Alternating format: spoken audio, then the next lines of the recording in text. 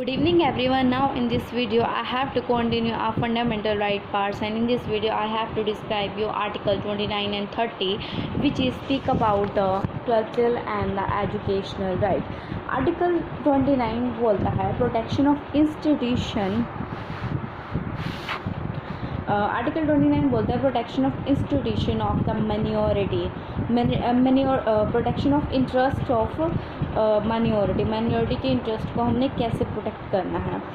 और first provision जो है वो प्रोटेक्ट करती है राइट ऑफ अ ग्रुप को।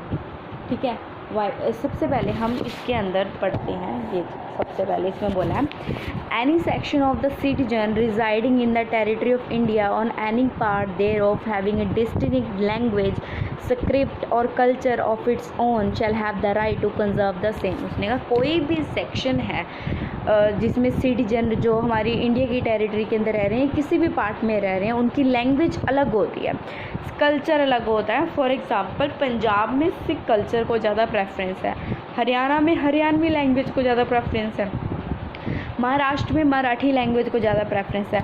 वो कहता है इंडिया के अंदर हर टेरिटरी हर सिटी के अंदर अलग अलग से मतलब हर स्टेट के अंदर अलग अलग तरीके की लैंग्वेज का यहाँ पर लैंग्वेज बोली जाती है। उनके पास पूरी तरह से राइट है इसको कंजर्व करने का। वैसे ही उसने कहा कि जो माइनॉरिटी के लोग होते हैं उनको भी पूरी तरह से राइट है कि वो अपनी लैंग्वेज को वहाँ पर बोल सकते हैं, उसमें बात कर सकते हैं, कोई उन्हें रोकेगा नहीं। ठीक है, उसके बाद दूसरी प्रोविज़न है वो ये बोल रही है no citizen shall be denied the admission into any educational institution maintain by the state और receiving the aid out of state fund on grounds only of religion race caste language और any of them. किसी भी citizen को कोई भी denied नहीं कर सकता किसी भी एजुकेशन इंस्टीट्यूशन में पार्ट लेने से, क्योंकि उसके रिलीजन के बेस के ऊपर या फिर रेस के बेस पे, कास्ट पे, लैंग्वेज पे, किसी और पे, इन सब के बेस के ऊपर कोई भी उसको ये नहीं डिनाई नहीं कर सकता कोई भी एजुकेशन इंस्टीट्यूशन कि तेरा ये रिलीजन है हम तेरे को एडमिशन नहीं देते। पूरी तरह से प्रोटेक्शन है अंडर आर्टिकल 29। ठीक है, इसमें पहली प्रोविज़न जो है वो प्रोटेक्ट कर रही है राइट ऑफ अ ग्रुप, लेकिन जो सेकंड प्रोविज़न है वो गारंटी कर रही है राइट्स ऑफ अ सिटीजन के साथ साथ इंडिविजुअल लेवल के भी कोई भी पर्सन कोई भी रिलीजन को अटेन कर सकता है, फॉलो कर सकता है। किसी भी इंस्टीट्यूशन में आपके रिलीजन को लेकर डिनाई नहीं किया जाएगा। उसके बाद it grants the protections to both the religion. ये वाला जो आर्टिकल 29 है वो प्रोटेक्ट करता है दोनों माइनॉरिटी को as well as linguistic minority को, रिलीजियस बेस के ऊपर भी और लिंग्विस्टिक लैंग्वेज के बेस के ऊपर भी। सुप्रीम कोर्ट ने कहा it is not restricted to minority but also the majority. ये सिर्फ माइनॉरिटी तक नहीं है, बल्कि ये रेस्ट्रिक्ट करता है मेजॉरिटी पे। कोई मेजॉरिटी के ऊपर भी अगर मेजॉरिटी के लोग हैं, अगर उनके अंदर भी कोई एजुकेशन इंस्टीट्यूशन में जाकर ये बात नहीं कह सकता।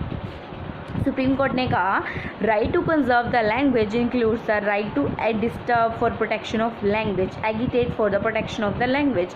Hence political speeches does not amount to corrupt practices. जो पॉलिटिक्स की स्पीचेस होनी चाहिए, मतलब फॉर एग्जांपल पॉलिटिक्स की स्पीचेस होनी चाहिए, वो अगर अपने अपनी लैंग्वेज को प्रमोट कर रहे हैं। फॉर एग्जांपल अगर महाराष्ट्र के पीएम ने कह दिया भाई यहाँ पे मराठी बोलनी चाहिए, उसने ये बोला है बोलनी चाहिए, उसने ये नहीं बोला कि there is a compulsion to speak in Marathi. तो फिर इसलिए उसने कहा अगर किसी भी लैंग्वेज को प्रमोट करना किसी भी तरह की करप्शन में नहीं आता है। ठीक है, तो सुप्रीम कोर्ट ने इसने कहा right to conserve the language, किसी भी लैंग्वेज को कंजर्व कर सकते हैं। इसका मतलब ये नहीं है कि अगर हम किसी भी लैंग्वेज को प्रमोट कर रहे हैं उसका मतलब ये नहीं है कि किसी की लैंग्वेज को दूसरे को हम फोर्सफुली कह रहे हैं कि तूने ये लैंग्वेज बोलनी ही बोलनी है, वो कोई नहीं बोल सकता। ये था आर्टिकल 29। अब article 30 right of minorities to establish and administer the educational institution. वो राइट्स देने माइनॉरिटी को जो इस्टेब्लिश करते हैं और एडमिनिस्ट्रेट करते हैं एजुकेशनल इंस्टीट्यूशन को। सबसे पहले हम इसका क्लॉज 1 देखते हैं। All minority whether based on religion और language shall have the right to establish and administer the educational institution of their choice. सभी प्रकार के जो माइनॉरिटीज़ के पीपल हैं, जो रिलीजन पे बेस हैं, जो लैंग्वेज पे बेस है, उनके पास पूरी तरह से राइट है, वो इस्टेब्लिश कर सकते हैं और एडमिनिस्ट्रेट कर सकते हैं एजुकेशनल इंस्टीट्यूशन को अपनी चॉइस से। ठीक है, उसके बाद फिर उसने कहा कि जो जैसे the compensation amount fixed by the state for the compulsory acquisition of any property of the minority education institution shall not restrict the right guarantee to them. जो कंपनसेशन अमाउंट फिक्स्ड की गई है स्टेट के द्वारा for the compulsory acquisition के लिए किसी भी प्रॉपर्टी को लेकर जो माइनॉरिटी होगी एजुकेशन इंस्टीट्यूशन, उसके अंदर ये मतलब नहीं आ जाता कि राइट गारंटी जो रिस्ट्रिक्ट हो जाएगा उनका जो राइट उनको इस सेक्शन में मिला। फॉर एग्जांपल एक एरिया है, वहाँ पे माइनॉरिटी के लोग रहते हैं, ठीक है, तो वहाँ माइनॉरिटी गवर्नमेंट को वो एरिया चाहिए वहाँ मेजॉरिटी के लोग रहते हैं, वहाँ पे उसको चाहिए माइनॉरिटी के लोगों के लिए एजुकेशन इंस्टीट्यूशन खोलना है। तो उसके लिए सरकार क्या करती है, वहाँ पे क्या कहते हैं जिसकी भी प्रॉपर्टी होगी उसको कंपनसेशन दे के वहाँ पे वो माइनॉरिटी का एजुकेशन इंस्टीट्यूशन इस्टेब्लिश करेगी, ठीक है। उसके बाद लेकिन इसका मतलब वहाँ पे इस्टेब्लिश करने का मतलब ये नहीं है वो दूसरे के राइट को रिस्ट्रिक्ट कर रही है, वो सिर्फ कंपनसेशन दे रही है उस चीज़ के बदले में, इसमें कुछ भी वो नहीं आएगा। उसके बाद आता है बट आर्टिकल 30 जो है वो सिर्फ माइनॉरिटी की फेवर में जा रहा है, वो मेजॉरिटी की फेवर में नहीं जा रहा। उसके बाद फिर आ जाता है sub clause 2 the state shall not in granting the aid to educational institution discriminate against any education the ground that is under the management of minority whether based on religion और लैंग्वेज।